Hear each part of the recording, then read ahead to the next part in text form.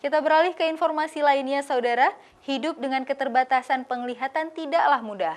Namun bukan berarti hal tersebut mustahil dilakukan. Di Panti Asuhan UPTD Rumoh Sejahtera Bejroh Mekarya milik Dinas Sosial Aceh, terdapat 40 anak tunanetra dari berbagai kabupaten kota di Aceh yang sedang dididik dan diberi keterampilan hidup mandiri saat mereka nantinya dikembalikan lagi ke tengah-tengah masyarakat. UPTD yang beralamat di Desa Ladong, Kecamatan Masjid Raya, Aceh Besar melakukan kegiatan peningkatan keterampilan berupa pelatihan merajut tas, merajut bronjong, serta kegiatan sehari-hari membaca huruf Braille. Bagi laki-laki, mereka diajarkan oleh instruktur cara merajut bronjong, sementara bagi perempuan diajarkan cara merajut tas.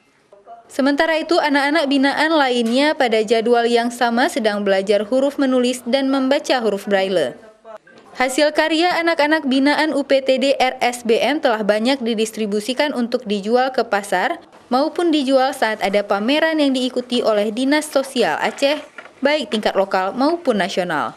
Supaya mereka nanti bisa mandiri pada saat Dinas Sosial ini akan mengantarkan mereka kembali kepada keluarganya, pada masyarakat, mereka sudah memiliki modal keterampilan.